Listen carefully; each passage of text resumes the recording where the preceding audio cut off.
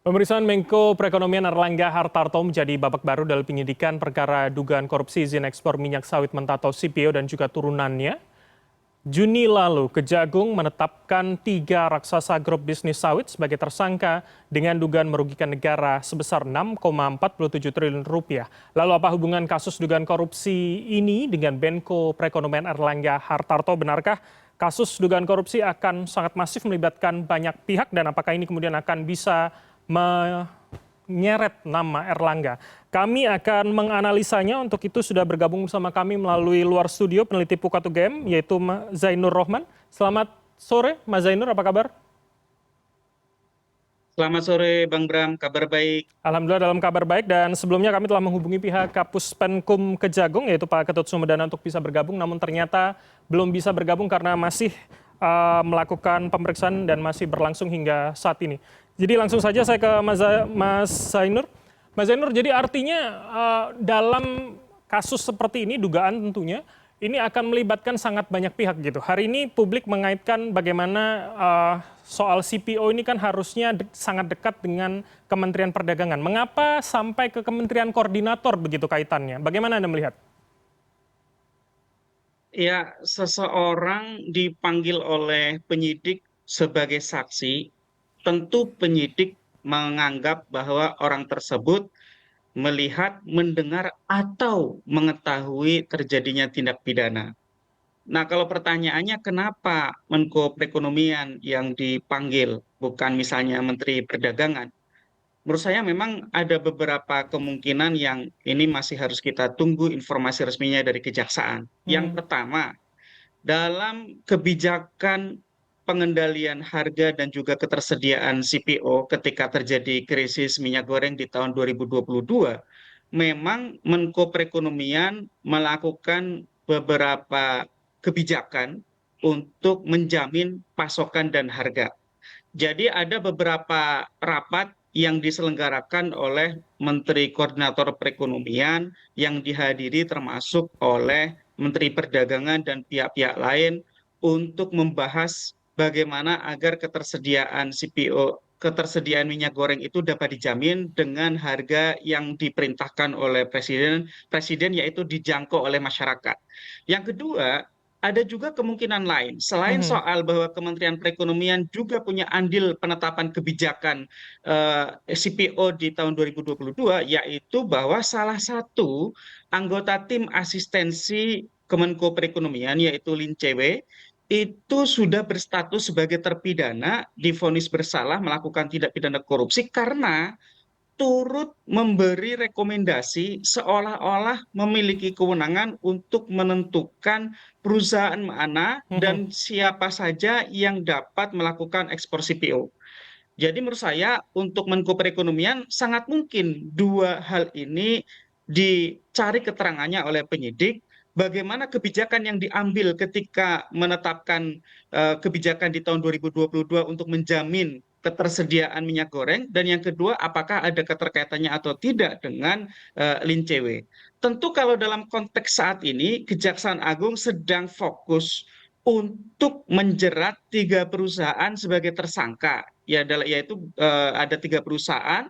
3 perusahaan ini sedang akan dibuktikan oleh pihak kejaksaan memenuhi rumusan delik, sehingga tentu kejaksaan akan berfokus agar 3 perusahaan ini dapat dijerat secara mutlak, Mhm. secara meyakinkan, sehingga dapat dibuktikan mereka bersalah, dan yang paling penting adalah mereka dapat dibebankan untuk mengembalikan kerugian keuangan Baik, negara maupun juga kerugian perekonomian. baik, Itu Bang Bram yang baik. sedang ingin dibuktikan oleh pihak Mas kejaksaan. Zainur, oke, kita tentu menghormati proses hukum yang berjalan di Kejagung dan kita tidak ingin melampaui sebelum ada keterangan publiknya. Tapi saya begini, saya ingin mendapatkan analisa dari Anda soal logikanya. Ketika kita tadi mengatakan bahwa ada nama Lin CW di sana yang ikut merekomendasikan begitu, apakah kemudian dalam kasus seperti ini, saya ingin tahu dari data Pukat pula, apakah memang pola seperti ini biasa terjadi begitu? Ada kemudian yang bukan tupoksinya masuk di sana memberikan rekomendasi berdasarkan kepentingan pribadinya begitu. Seberapa masif itu terjadi kemudian? Iya, jadi Menteri Perdagangan waktu itu M. Lutfi itu bertanya kepada Airlangga Hartarto sebagai Menko Perekonomian, apakah Lin CW masih menjadi tim asistensi di Kementerian Koordinator Perekonomian? Mhm. Dijawab oleh Airlangga Hartarto, menurut dakwaan Lin CW, jawabannya adalah iya. Begitu juga M. Lutfi, Menteri Perdagangan, bertanya kepada Lin CW, apakah masih menjadi tim asistensi di Kementerian Perekonomian, Koordinator Perekonomian? Jawaban Lin CW juga iya.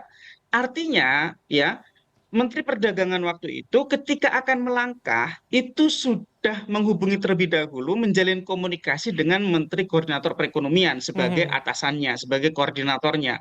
Nah, jadi ketika Lin CW kemudian masuk ke pengambilan kebijakan di dalam Kementerian Perdagangan, menjadi pertanyaan adalah apa yang menjadi dasar? Padahal tidak ada SK, tidak ada penugasan, tidak ada penunjukan. Nah, inilah justru yang harus diperdalam oleh penyidik. Apakah ada perintah lisan atau persetujuan lisan dari Menteri Koordinator Perekonomian, dalam Mhm. hal ini adalah Airlangga Hartarto, atau tidak? Kenapa? Karena rekomendasi yang diberikan oleh Lin CW inilah yang kemudian menjadi pintu masuk bagi perusahaan-perusahaan ini untuk melakukan ekspor CPO secara melawan hukum dan juga bertentangan dengan peraturan-peraturan termasuk peraturan Menteri Perdagangan yang mewajibkan perusahaan-perusahaan minyak sawit ini untuk terlebih dahulu mementingkan pasokan dalam negeri dengan harga yang telah ditetapkan atau Oke, biasa disebut sebagai apa namanya DMO itu ya. Mas Zainur. Kemudian kalau kita lihat tanpa adanya rekomendasi dari Lee Chen-wei, tidak akan mungkin perusahaan-perusahaan ini melakukan ekspor sebagaimana yang telah terjadi itu, Mas Bram. Oke, tadi menarik ketika Anda menyebutkan bahwa Mendak pada saat itu M. Lutfi meminta pertimbangan menanyakan apakah kemudian Lin CW masih dalam tim asistensi atau tidak. Sedangkan di sisi lain kita tahu kemudian ketika 3 perusahaan ini mendapatkan rekomendasi, ini bertentangan dengan regulasi yang ada di Kemendak saat itu. Bukankah itu kemudian maladministrasinya sudah dilakukan oleh Mendak pada saat itu? Ketika dia tahu itu bertentangan, mengapa kemudian masih meminta pertanyaan apakah kemudian Lin CW ini mendapatkan persetujuan atau tidak dalam melakukan rekomendasi tersebut? Ya, justru itulah yang kemudian dianggap melawan hukum. Unsur melawan hukum itu dianggap oleh kejaksaan terpenuhi. Oleh karena itu, salah satu pejabat di Kementerian Perdagangan, dalam hal ini adalah Wisnuwardana, yang menjabat sebagai Dirjen Perdagangan Luar Negeri, ditersangkakan, kemudian diajukan ke depan meja hijau dan sudah dijatuhi dengan pidana.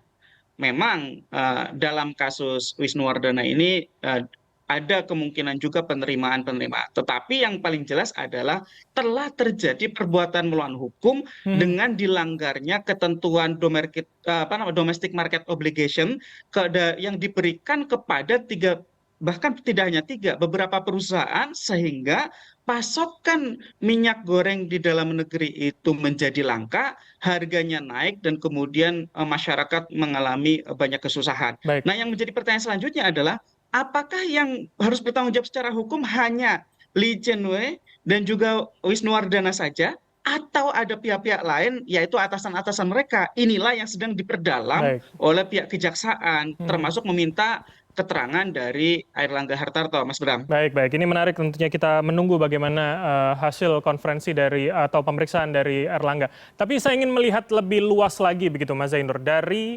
data Pukat UGM tentunya, apakah kemudian hal serupa pola demikian menggunakan rekomendasi untuk kepentingan pribadi, kepentingan kelompok yang kemudian melanggar regulasi lainnya, ini juga terjadi pada sektor lain. Pola-pola seperti ini, pola rekomendasi orangnya ini, orangnya itu akan masih banyak terjadi di kita sebetulnya. Bagaimana data dari Pukat?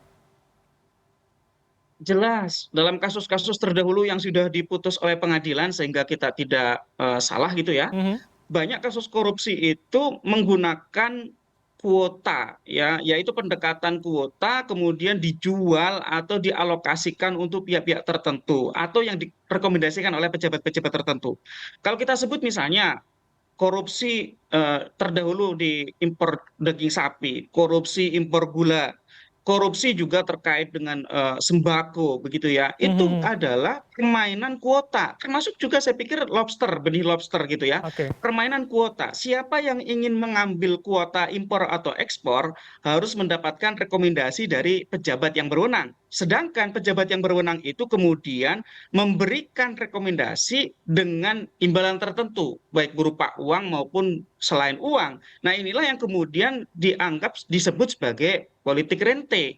Nah, para pencari rente ini biasanya adalah tidak hanya sekadar para pejabat yang masih aktif menjabat, tetapi juga didukung oleh perangkat-perangkat politik seperti misalnya dalam status sebagai staf ahli atau juga staf khusus atau juga tim-tim ahli, tim khusus yang itu mereka beroperasi untuk melancarkan kepentingan dari pejabat tersebut. Nah, Hmm. jadi saya pikir dalam banyak kasus yang lain, ya saya tidak bicara soal kasus minyak sawit ya, Mhm. itu terjadi hal-hal yang ditanyakan oleh Mas Bram tadi, bahwa memang penjualan ya kuota impor ekspor oleh penyelenggara negara untuk mengharapkan imbalan tertentu yang dioperasikan oleh pihak-pihak samping, pihak-pihak eksternal, para pembantu pejabat, itu adalah hal yang biasa dan banyak terjadi, Mas Bram. Oke, ini berarti artinya perizinan yang dikapitalisasi begitu ya, Mas Zainur. Tapi kalau kemudian pantauan dari Pukat, sejauh ini masih banyakkah kemudian sektor lain yang juga melakukan atau kemudian badan kementerian lain yang juga masih ada operasi-operasi serupa yang Anda sebutkan tadi?